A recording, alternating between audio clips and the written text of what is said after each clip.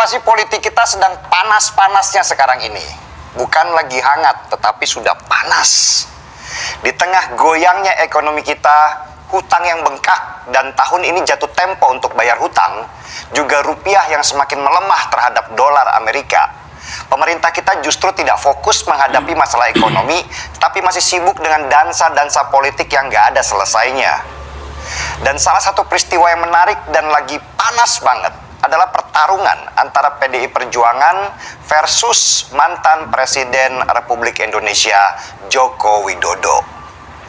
Kita sama-sama tahulah kalau Jokowi adalah mantan kader PDI Perjuangan yang di ujung jalan akhirnya membelot dan malah berusaha menghancurkan bekas partainya dengan segala cara. Sejak isu Jokowi ingin menjabat 3 periode tetapi ditolak oleh Megawati, Ketua Umum PDI Perjuangan, serangan terhadap PDI Perjuangan itu semakin gencar dan keras. PDI Perjuangan sama sekali belum siap pada waktu itu menerima pengkhianatan Jokowi, sehingga ketika diserang, mereka hanya bisa bertahan seadanya. Tetapi untungnya, partai ini pendukungnya masih tetap militan dan solid karena mereka masih tunduk pada Megawati Soekarno Putri, sehingga mereka tidak bisa dipecah belah. Meski dihajar habis-habisan, PDI Perjuangan tetap menang pemilu 2024 meski jumlah kursinya turun di mana-mana. Belum selesai, sesudah Pilpres, posisi Hasto Kristianto, Sekjen PDI Perjuangan, itu diincar. Melalui Komisi Pemberantasan Korupsi atau KPK, kasus lama Hasto dibongkar lagi. KPK di periode ini memang KPK bentukan pemerintahan Jokowi, dan sepertinya mereka fokus pada kasusnya Hasto. Meski banyak sekali kasus besar yang gak tuntas, seperti kasusnya Khofifah, Gubernur Jawa Timur, dan kasus minyak goreng Airlangga Hartarto. Apalagi, menuju April ini, PDI Perjuangan berencana menyelenggarakan kongres untuk menentukan posisi ketua umumnya. Guncangan di dalam PDI Perjuangan semakin besar. Disinilah saya tertarik melihat langkah-langkah Megawati di dalam menangkis serangan-serangan yang diluncurkan oleh Jokowi.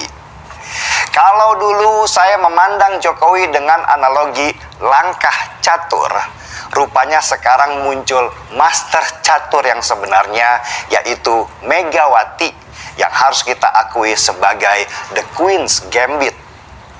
The Queen's Gambit ini merujuk pada film drama seri di Netflix tentang Ratu Catur yang selalu memulai pembukaan langkahnya dengan menjalankan ratu.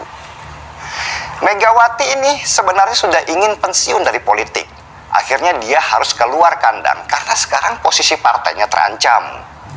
Seruan-seruan keras Megawati yang menantang Kapolri, menyindir keras Jokowi, rupanya membangkitkan kembali semangat militansi kader dan simpatisan PDI Perjuangan di seluruh Indonesia untuk menyatu kembali dan melawan serangan yang diarahkan kepada mereka.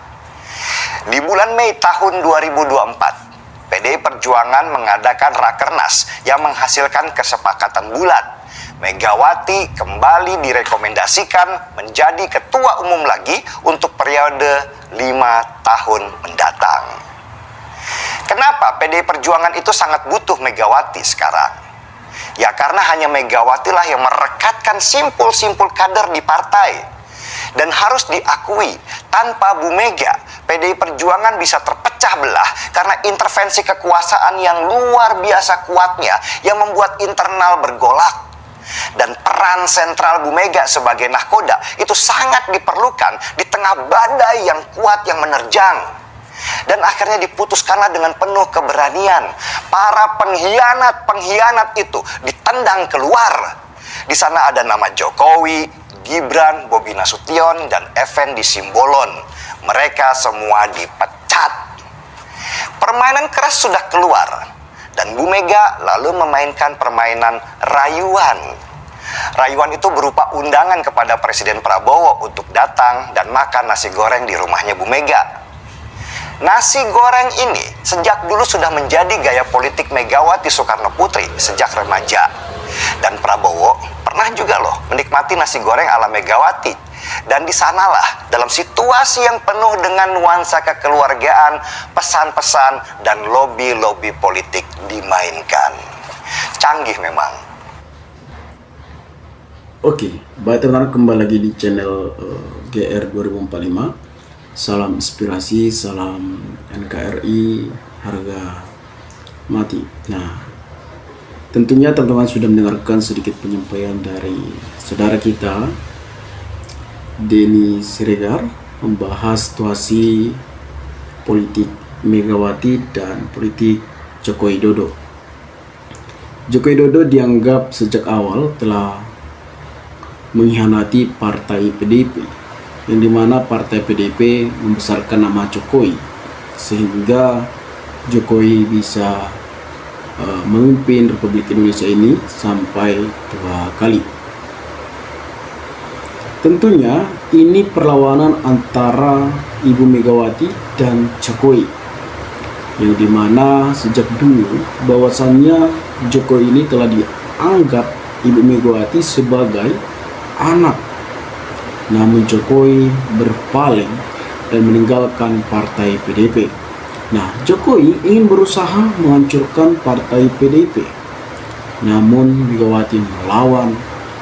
Dan Ibu Megawati ini tidak kita herankan bahwasannya politik atau permainan-permainan dinamika yang dimainkan oleh Ibu Megawati ini sangat luar biasa.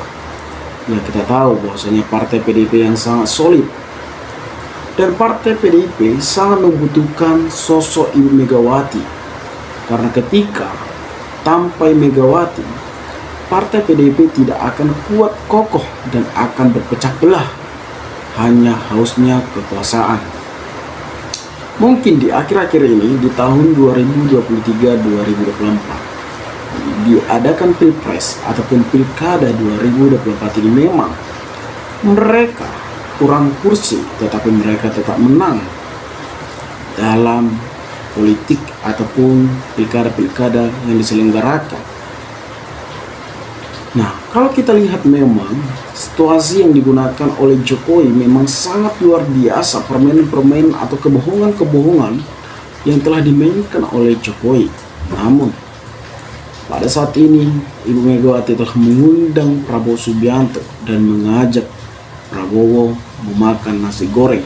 Inilah tanda-tanda awal politik Megawati sudah berjalan. Saatnya goncangan yang telah terjadi pada partai PDIP, yang dimana partai PDIP telah ingin menyelenggarakan pergantian ketua umum.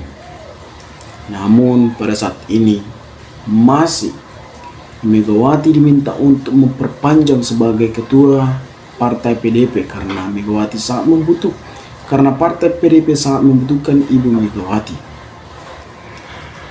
Namun saat ini Prabowo Subianto apakah akan bergabung untuk mengajak partai PDIP untuk dalam kepemerintahan Prabowo Subianto? Tentunya akan terjadi. Jokowi tidak akan ikut campur tangan lagi, karena Jokowi tidak ada apa-apanya lagi, karena Jokowi sudah sebagai masyarakat biasa, bahkan dia tidak memiliki partai lagi.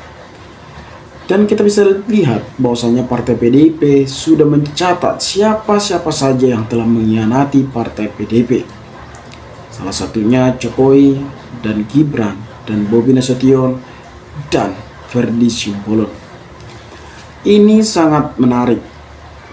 Mungkin teman-teman juga heran kenapa Jokowi telah meninggalkan partai PDIP yang telah membesarkan namanya sejak dulu. Inilah situasi adanya permainan-permainan atau adanya prinsip hanya haus kekuasaan, bukan hanya untuk kepentingan masyarakat, melainkan kepentingan pribadi. Kalau kita lihat memang sejak awal permainan catur Jokowi yang ingin mencalonkan Gibran, mungkin awalnya sangat sulit untuk kita baca. Namun di titik akhir bahwasanya Jokowi sangat terang-terangan, bahkan terang-terangan meninggalkan partai PDIP.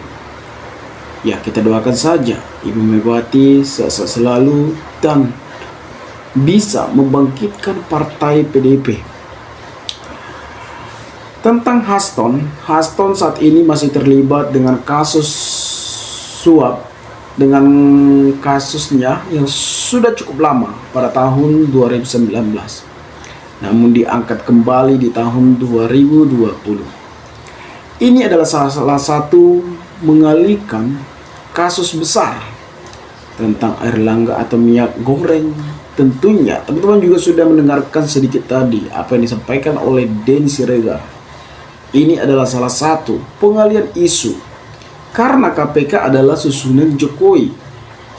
Jokowi sudah menyusun strateginya di saat masa jabatannya akan dilengsarkan dan akan habis. Jokowi telah menyusun ketua KPK dan jajarannya, para menteri-menterinya. Jokowi sudah atur semuanya itu. KPK saat ini sibuk untuk mengurus Hasto, yang dimana kasus tersebut pada tahun 2019 dan kembali diungkap di tahun 2025 ini. Tentunya udah sangat cukup lama, 5 tahun. Kenapa KPK di tahun 2019 tidak mengungkap semuanya? Apakah ada permainan? Seharusnya KPK adalah salah satu kepercayaan masyarakat, bukan sebagai pemain untuk melindungi para petikus-petikus atau para koruptor-koruptor yang ada di negeri yang kita cintai ini. Tetapi bagaimana tidak gila? Ya, karena mereka adalah permainan hanya ingin mendapatkan keuntungan. Mereka tidak memikirkan masyarakat yang jauh dari kata cukup.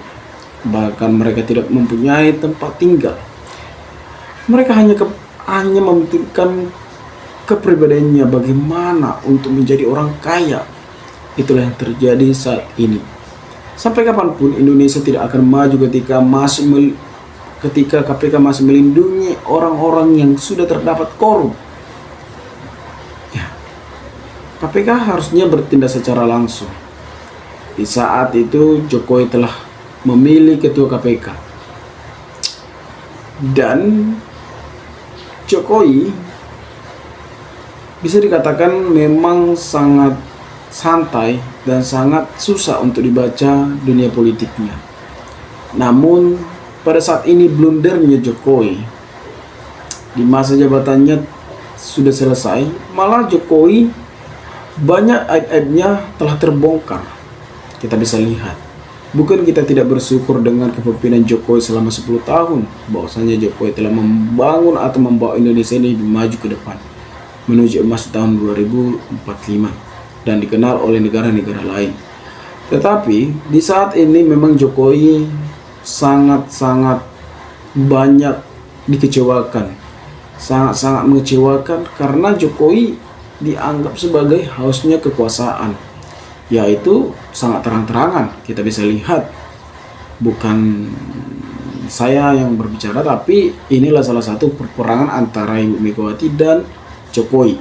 Sedangkan Jokowi adalah didikan dari ketua Ibu Megawati atau partai PDP yang telah membesarkan namanya di tahun 2014, 2019, bahwasanya Jokowi telah mencalonkan diri sebagai calon presiden dan diusut oleh partai PDIP 2 kali. Namun saat ini Jokowi telah meninggalkan partai PDIP yang telah membesarkan namanya. Coba yang teman, ketika kita berkhianat atau yang telah sudah membesarkan kita seperti ayah dan ibu. Ayah kita telah membesarkan kita, ibu kita telah membesarkan kita, namun kita seakan-akan tidak puas. Kita meminta salah satu permintaan kita, namun ibu kita menolak. Namun kita meninggalkan dan bahkan berkhianat. Apakah itu layak? Tentunya tidak. Itulah Jokowi lupa kacang kulitnya. Jadi kita harap untuk presiden kedepannya seperti Prabowo, saya yakin bahwasanya dia sangat lugas dan sangat terang-terangan, dan banyak juga di masa jabatan Prabowo pada saat ini banyak para koruptor yang telah ditangkap, dan kita harap juga KPK memeriksa Jokowi apakah ada sesuatu yang telah disimpan. Ya, tentunya kita harapkan juga. Orang boleh berbicara apa saja tentang PDIP, tapi memang inilah partai benar-benar menjaga konstitusi dengan benar. Saya bukan partisan PDIP, tapi saya simpati dengan partai ini.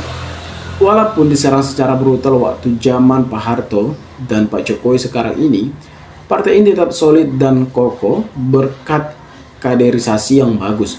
Sukses PDIP, semoga tetap menjadi partai yang besar dan berusaha membersihkan kader-kadernya yang bermuka tikus atau rakus akan iming-iming uang.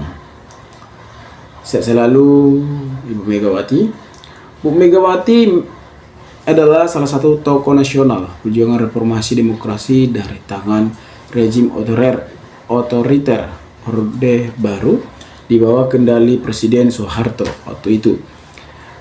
Sebagai anak presiden pertama yang memperjuangkan kemerdekaan Indonesia, beliau nyatanya hidup menderita di bawah rezim Orba. Kebebasan berpendidikan dicambut, diintimidasi, ruang gerak dibatasi, difitnah. Sempat dikucilkan, tetapi Mega menjelma menjadi tokoh wanita oposisi terkuat waktu itu. Seorang alfa yang memiliki tokoh barisan depan dalam menentang kebijakan Soeharto yang otoriter dan membungkam kebebasan di alam demokrasi Indonesia. Beliau berhasil memimpin PDIP memperjuangkan tegaknya demokrasi bersama barisan aktivis 98, membentuk perlawanan parlemen, jalannya menyuarakan kebebasan berserikat, berkumpul dan mengeluarkan pendapat menentang praktek-praktek KKN para oligarki yang struktur dan masif di lingkungannya pemerintah Soeharto. Nah, ini sangat benar bahwasanya perjuangan Ibu Megawati untuk memerdekakan dan memperjuangkan partai PDIP yang sangat kita tahu bahwasanya partai PDIP yang sangat solid dan diakui oleh dunia. Nah, teman-teman, mungkin sekian video ini. Jika ada pertanyaan atau tanggapan teman-teman, maka berikanlah tanggapan teman-teman di kolom komentar agar kita bisa saling tukar pikiran satu antara lain. Salam inspirasi, salam NKRI, GR 2045 melaporkan.